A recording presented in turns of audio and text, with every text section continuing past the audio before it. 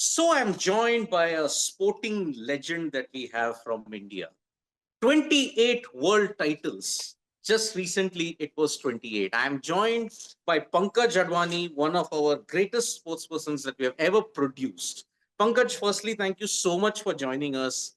And number 28, has the feeling sunk in that you continue to win, and only win at this point in time? Honestly, this is what I've worked for. And when I started off my career in Q Sports, I never imagined that I would win so much. But I'm truly grateful for all the support that I've received over the years, the opportunities that I have been given. I think I have, done justice to them. But yeah, it's not fully sunk in as yet. At the same time, I think I'm a long-term person. Once I get my skin into something, I want to go the whole distance. I don't want to just win one title or win, one, two big events and then take it easy and be complacent. So that's never been my style. Even after winning this particular championship, I feel like there's so much to work on in terms of my game, in terms of my mental approach to the sport, where I am at, and reassess what my goals are. So it's a journey that has given me immense joy. It's, of course, it's full of ups and downs, and any sports person will tell you that you can't win all the time. But I'm just so glad that I'm on a winning streak and would like to continue my purple patch. Pankaj, whenever we do a Google search for you, okay, whatever are your titles, it's only Pankaj Advani's one, Pankaj Advani's one, one, one. It's always about winning.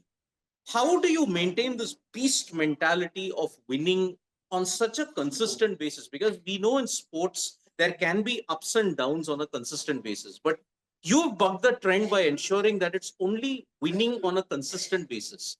How do you get that beast mentality? I would love to mention my brother over here, Shri Advani, who's a sports psychologist and a mind coach. I think he's had a big role to play in developing that mindset. And it's not just something that happened overnight. We've taken years to achieve this. As I said, that there's still so much room for improvement that even though I may be winning, in fact, even this championship, which I played recently and I won, I wasn't at my absolute best, but I've learned how to manage those days as well, where, I work around a certain approach, maybe try and make things a little more simple, play a little bit of tactical, try and get my flow back and then start scoring. So we worked on different approaches. I think the main point here is to understand yourself and understand that in sport, you're going to make mistakes. It's not going to be a flawless performance every day.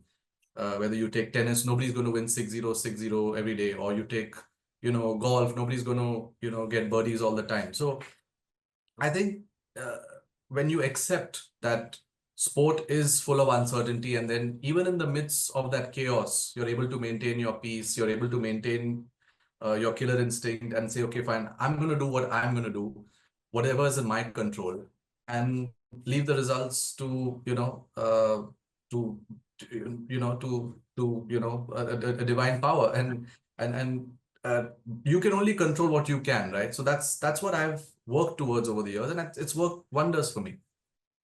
I mean, the trophy cabinet that is behind you is a very small testament, but you have achieved so many more things which are much bigger. But Pankaj, about a couple of years ago, you had said that you had conditioned your mind to break certain trends.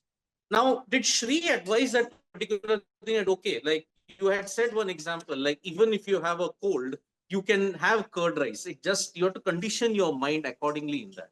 Now, how does mentality, especially in pressure situations, especially for us Indian sports persons, we've seen in Olympics, we have seen in major sporting events, somewhere down the line, pressure does tend to get to us, but you seem to be the exception. In trying to control your mind, how do you maintain the pressure quotient? I mean, how do you keep it away from you? What's your tip for budding sports persons in this sense? The the simplest way to put this across to you, Siddharth, is that avoid thinking about the outcome. Now, I know it's very, very difficult to do that because before you go for a major championship, it happens to me, it happens to every top sports person. The thought definitely crosses your mind. Am I going to win this? Am I going to get a medal? Am I going to lift the trophy? Uh, when I go for a championship, obviously my standards are very high that I've set for myself, which sometimes is not a great thing because, in sport, you need to undo and unlearn and shed a lot of the baggage before you go to any major championship because you have to go with this clean slate. You don't know what's going to happen over there. Maybe you'll get used to the conditions. Maybe the opponents, your opponents are going to play better. It's all on that day. So you have to be open to all possibilities. Having said that, when I go to a championship, obviously I'm going there, I'm in it to win it. I'm not there just to make a trip out of it or say, okay, fine, my aims are not that high, and just I'll settle for a bronze or I'll settle for anything. I'm there because I want to win it. But when I say that to myself, I also have to forget the thought of winning and try and live in the present. So I think that's where many Indian athletes, I feel, need to understand that it's all about playing the game first. The outcome is it's just one occurrence, but the entire fun and the challenge lies in how you manage your game, how you tackle your opponents, how you understand the conditions, what approach you use at a given point in the match, how you prepare for yourself off the arena, your habits, your mindset, what you eat, all of those things come into the picture. So, but I don't like it when people write articles in the media saying that, oh, this person won the bronze medal or won the silver medal. We didn't win bronze or silver. We settled for them. We won the gold. So when you think on those lines, then your standards obviously go up to the next level. Right. Pankaj, when you won the 28th title, okay, there was obviously a lot of happiness. But then on social media, you seemed a very quiet guy. I mean, the achievements are posted, everybody celebrates it, but the quietness by which you go about it, the humble nature that you go about it, are you comfortable with that?